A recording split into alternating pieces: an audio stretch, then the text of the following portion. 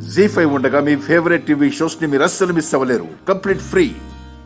మీకున్న సందేహాలకి సమాధానం చెప్పాలంటే ముగ్గురు జాతకాలు కావాలి, రాసిన లగ్నపత్రిక కావాలి. తీసుకొచ్చాను పూజారి గారు. ఇదిగోండి, ఇది ఆ అమ్మాయి జాతకం.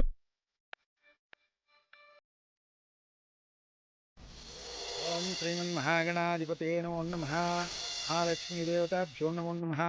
మాంగళ్యగౌరీదేవతాభ్యో నమః. మంగళగౌరీదేవతాభ్యో నమో నమః.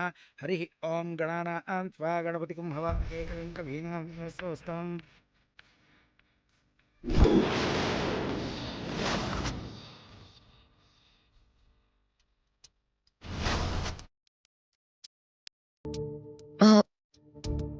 ఇదిగోండి, ఈ జాతకం ఎవరిది? రఘుది. అదే పెళ్లి కొడుకుది. నేను చెప్పిన అమ్మాయికి పెళ్లి జరగబోతుంది ఇతనితోనే.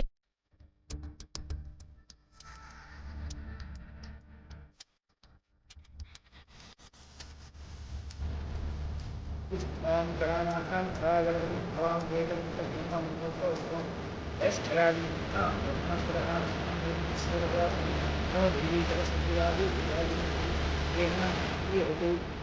క్షీరసముద్రాయ త్రయాం శ్రీరంగధామేశ్వరీ దాసీ.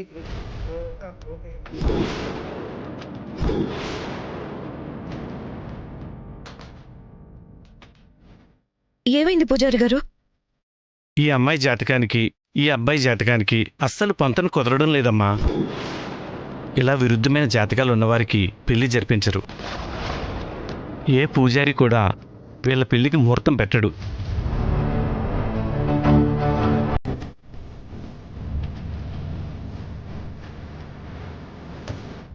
పంతులు గారు, ఇది మా తమ్ముడిది.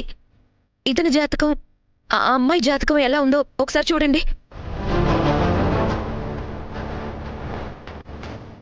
కార్తీక్ కృష్ణ, రాధిక. ఇది లగ్నపత్రిక.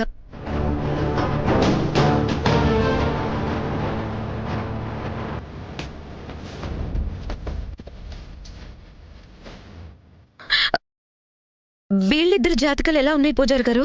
బేషుగ్గా కలిశాయమ్మా. మీరు చూపించిన ఈ లగ్నపత్రికలో కూడా వీళ్ళిద్దరి పేరు మీదే పెళ్లి ముహూర్తం పెట్టుంది.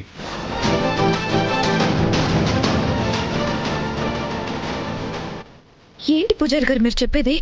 అవునమ్మా, వీళ్ళిద్దరి జాతకాల ఆధారంగానే పెళ్లి ముహూర్తం ఖరారు చేసినట్లు ఇందులో స్పష్టంగా ఉంది. పూజారి గారు, మీరు చెప్పేది నిజమేనా? ఇందులో ఎలాంటి పొరపాటు లేదు కదా? అస్సలు లేదమ్మా. వీళ్ళ కోసమే పెళ్లి ముహూర్తం పెట్టారు. అయినా నేను చేసేదే ఈ వృత్తి. నా వృత్తికి సంబంధించి అబద్ధం ఎందుకు చెప్తానమ్మా? కావాలంటే మీరెవరికైనా చూపించవచ్చు. కానీ ఎవరికి చూపించినా, ఎంతమందికి చూపించినా ఈ జాతకాలు చూశాక ఇదే విషయం చెప్తారు. ఇంకా ముఖ్యంగా చెప్పాలంటే వీరిద్దరి జాతకాలు ఒకరి కోసం ఒకరు పుట్టినట్టుగా ఆ రాధాకృష్ణుల జాతకాలకి దగ్గరగా ఉన్నాయి.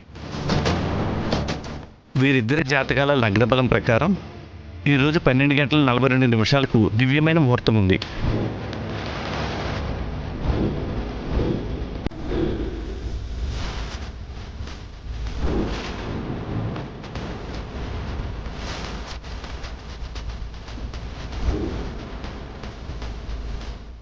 అమ్మ ఎవరికి తెలియకుండా, కార్తిక్కి కూడా డౌట్ రాకుండా కార్తిక్కి రాధికకి పెళ్లి చేయాలని చాలా పెద్ద ప్లాన్ చేసిందన్నమాట.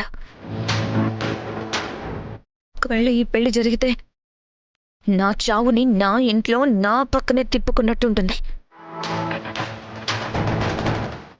రాధిక వల్ల ఎప్పటికైనా నాకు ప్రమాదమే. ప్రమాదం కాదు, అది నా చావు. నో, ఎట్టి పరిస్థితుల్లోనూ ఈ పెళ్లి జరగకూడదు. థ్యాంక్స్ పూజారి గారు, థ్యాంక్ యూ సో మచ్. మంచిదమ్మా.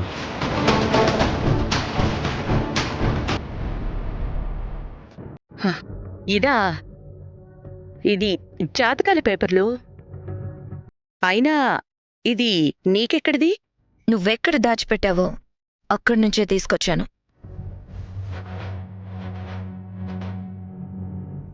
ఎందుకు? ఈ పెళ్లిలో జరుగుతున్న నాటకం తెలుసుకోవడానికి.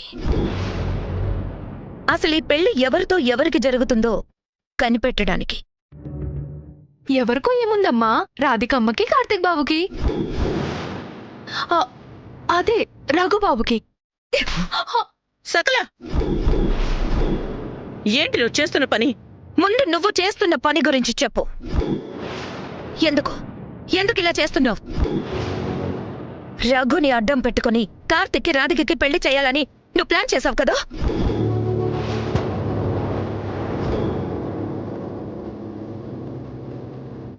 ఇంకా సేపట్లో జరగబోయే పెళ్లి కార్తిక్కి రాధికకి, అవునా?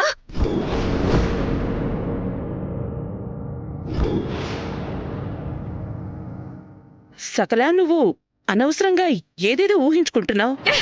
ఇది ఊహ కాదు, నిజం. కార్తీక్ రాధిక జాతకాల్ని నువ్వు స్వామీజీకి చూపించడం నిజం. మా అబ్బాయి కార్తీక్ కృష్ణ వాడితో 100 ఏళ్ల జీవితం పంచుకోవాలని నేను ఆరాటపడుతున్న రాధికల జాతకాలు, వాళ్ల వైవాహిక జీవితం ఎలా ఉంటుందో ఒకసారి చూసి చెప్పండి స్వామి.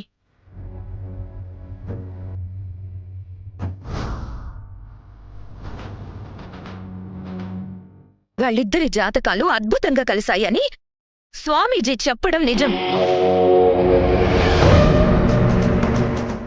జాతకాలు అద్భుతంగా ఉన్నాయి. పెళ్లి జరిపిస్తే ఆ రాధాకృష్ణుల్లాగే ఈ రాధికా కృష్ణులు కూడా నిండు 100 ఏళ్లు కలిసిమెలిసి అన్యోన్యంగా ఉంటారు. కార్తీక్ రాధికల పేర్ల మీద నువ్వు లగ్న పత్రిక రాయించడం అంతకంటే నిజం.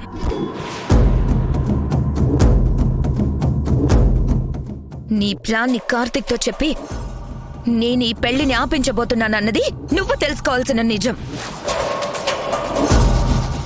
సకల, సకల ఆగు.